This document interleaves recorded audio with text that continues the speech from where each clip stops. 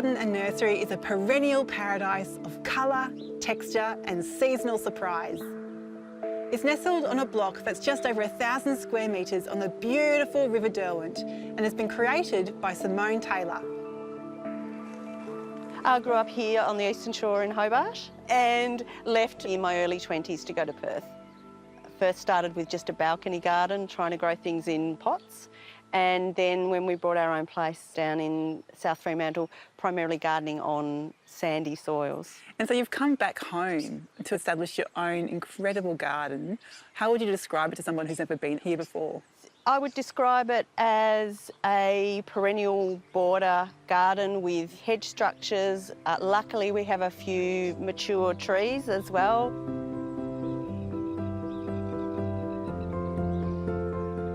So why are perennial gardens so good?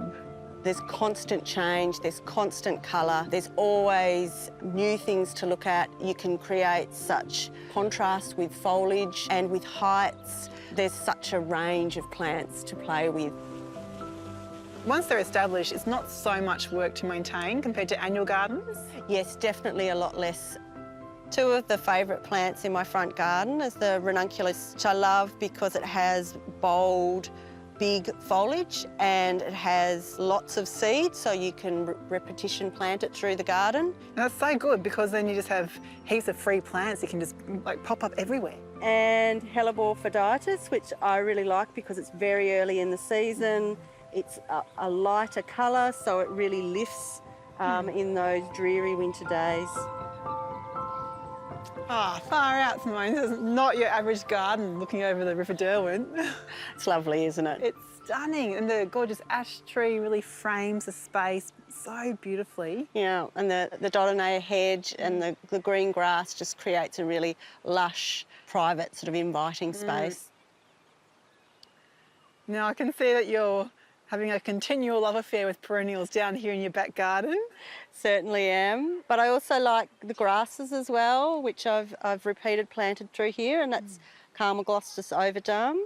Also some Salvias, and one of the plants that's been newly introduced to Australia is the honesty Chedglow, which has got beautiful burgundy, big leaf foliage, which is nice for a contrast. I love how it's framed with this native hedge as well. Yes, and creates some privacy for us, which is nice. Often the emphasis is to plant more and more flowers to get colour into your garden, but sometimes it's best to actually lean into the foliage side of things, and this is a perfect example over in this corner. Yeah, so the Persicaria red dragon is fantastic for the burgundy foliage, and the artichoke's just such an architectural plant and beautiful silver foliage. Simone's passion for perennials has inspired her to complete a course in horticulture, and she has started selling plants she's propagated from her home and local markets with some very clear ideas about environmentally sustainable gardening practices. This is my plant stall area, and I supply my plants to customers in these paper pots. Oh, great. So cutting out any waste? Or cutting out the use of single-use plastic is the aim. I brought all my plastic pots and plastic trays second-hand, and I also make all my own potting mix using loose bark, which I buy without plastic as well. Yeah, they have the best setup for life, which is great. And you're just reducing waste at every possible chance. Yep. With so many repeat plantings across Simone's property, propagation has been key, and she's going to show us how she does it. I thought I might propagate Monarda Fugue, which is starting to get a little bit big for the space and start to grow into some of the perennials around it. It's got a real running nature, so it spreads out. Yes. So for this plant, I will pretty much chop through the middle of the plant and then chop around the edge of it, dig that up and then pot it up into pots. Beautiful. So this is Salvia discolor. I'm going to be taking some cuttings from this today. And I reckon some people might be surprised that you're doing it when it's in flower. Yes, the material that's flowering is not the ideal material to take cuttings from, but this plant does have some shoots that haven't reached the flowering stage yet, which is the ones that I'll choose for the cuttings. And what are you looking for when you're taking a cutting? So you're looking for material that's not too soft, but it has hardened up a little bit, and you're also looking for something about 10 centimetres long with about 3 to 4 nodes, so that there's spots where the roots can develop from. And the nodes are just those little bumps where the leaves come out of. Yes. But where the future roots will come out of. That's right. Yeah. I'm also taking cuttings of the geranium silver cloak. It's such a nice one. The foliage is beautiful, but it's got these really delicate flowers as well. And it actually looks like it's spreading, but you're saying it's much better to take cuttings of this one. Yeah, I found that I've got a really good success rate with just taking the cuttings, so I don't need to try and sort of get a piece of material that's got roots on it as well. Like all cuttings, it's good to take it first thing in the morning when there's a lot of moisture in the plant and there's not too much stress on the cuttings once you've taken them.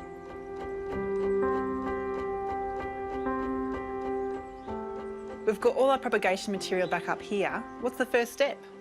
I clean off the stainless steel bench with metho solution, so end up with a nice sterile surface, and make sure my pots are clean, been cleaned with soapy water and dried in the sun.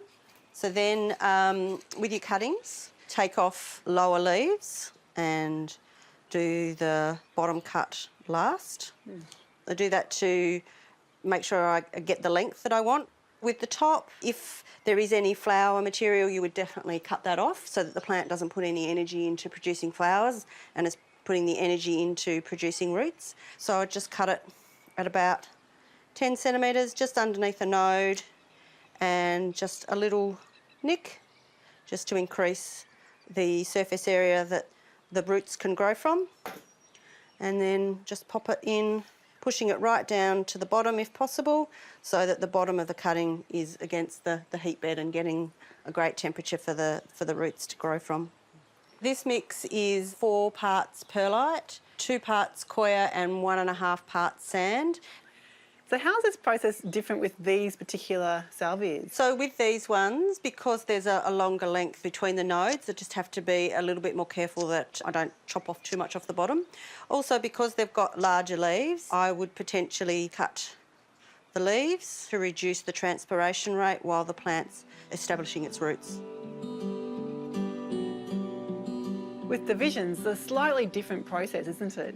Yeah, so it's more about, if you can, to pull the plant apart where it naturally wants to divide.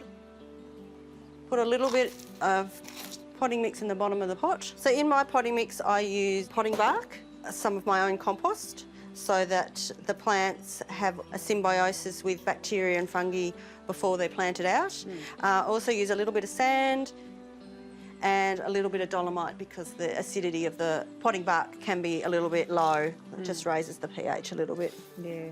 And when you're pulling these apart, you can actually just pull them apart. It's a bit of a tough love situation, isn't it? Yes. I mean, if you break a few roots, that's fine. Yeah, they'll definitely grow back. They will, especially a plant like this one, pretty robust. Sometimes also, depending on the pot that you're putting in these in, you may need to just trim the roots. You don't want them spiralling around.